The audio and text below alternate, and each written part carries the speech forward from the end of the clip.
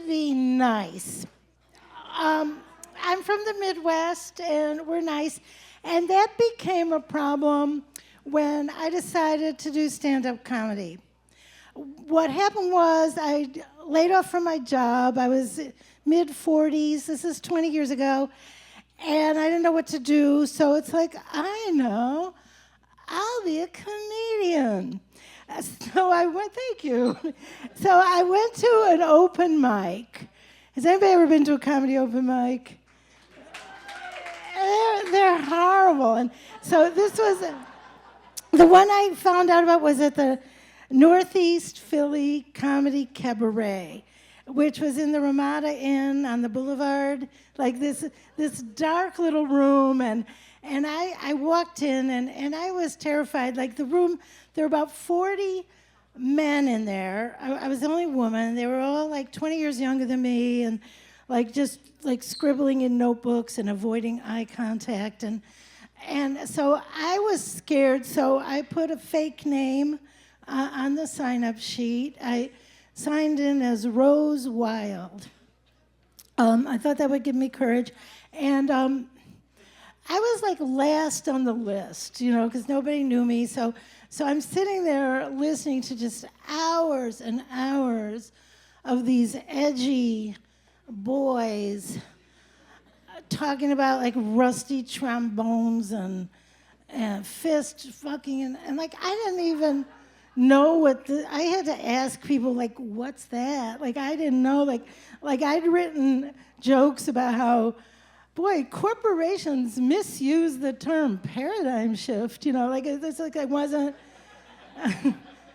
they do, you know, but I'm saying it's not like a new policy on screensavers. That's not what it means. But anyway, I didn't fit in. Like, these guys were edgy, and I'm about as edgy as a marshmallow peep. But I wanted to do this, so I kept coming back every Wednesday. And there was this little, like, in crowd, the cool boys, and I wanted them to approve of me. And if anybody's ever passed 7th grade, you might remember that the more you need approval, the less likely you are to get it. But somehow I thought, I need these guys' approval, this little core group. And they had formed a little troupe, and they named themselves TDTF, which stood for Too Drunk to Fuck.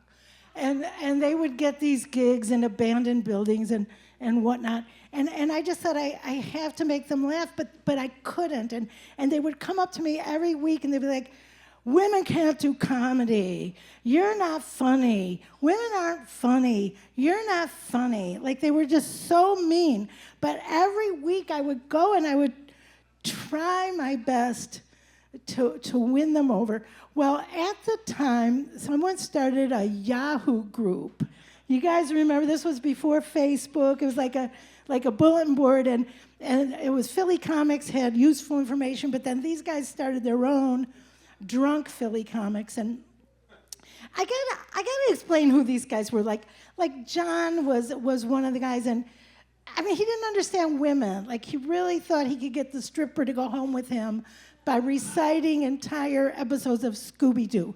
Like, they just didn't, you know, like one of these guys, Danny, first time I met him, he was high on coke, and he comes like, Rose, want to watch me pee? You know, I mean, this is who I was trying to impress. Anyway, Drunk Philly Comics, it's this Yahoo group, which is an online bulletin board, and this TDTF did an album, and they posted an album cover. It was a lovely photograph of the 5 of them, and for some reason, I just really wanted to draw a penis on it. I don't know why. I mean, I was like a grown woman. I was like married with a child. Why? But I just wanted to. But I couldn't do it under my own name or even my own fake name. So I created a fake name for my fake name. I created this little character named Mr. Dribble. And Mr. Dribble, like, I downloaded their picture and brought it into MS Paint, you know, and, you know, like drew a penis and like devil ears, like just mean, and I reposted it. Well, as Mr. Dribble, well, they loved Mr. Dribble. They loved it. And Mr. Dribble, like, was kind of emerged. Like, every time they would post, Mr. Dribble had something mean to say. And it wasn't, like, I was so nervous, like, literally my hands would shake, like, every time I would write, like, you suck, or, you know, deface someone's headshot. Like, it was just like, it wasn't me, but it was like I couldn't stop. And every time Mr. Dribble posted, there was this flurry of excitement on, like, who's Mr. Dribble? Who's Mr. Dribble? Mr. Dribble's the funniest thing in Philly. And, you know, these were the guys who would look me in the face and say, you're not funny. And then they're like, Mr. Dribble is the funniest thing in Philly. And they had contests, who's the real Mr. Dribble? And you could vote for, like, there were 15 names, and I wasn't even one of the names. Like there was just like, and this went on for months, and Mr. Dribble was just so mean and just stupid, not even clever, just mean, and they loved it, and I was just like so frustrated, and it all came to a head. I was sitting at the bar with Steve. Steve was like the edgiest of them all. You know, he had the heart of the soul of a poet and the liver of a hepatitis patient. You know, he was just sneer all the time. And of course I wanted his approval because, I don't know. So he's telling me, we're sitting at the bar and he's telling me, I know who Mr. Dribble is. It's got to be this guy, and this is why, and blah, blah, blah. And I was like, well, no, it isn't. He goes, do you know who Mr. Dribble is? Yes, I do. He goes, well, who's Mr. Dribble? And I just leaned in and I grabbed his face. I said, open your eyes.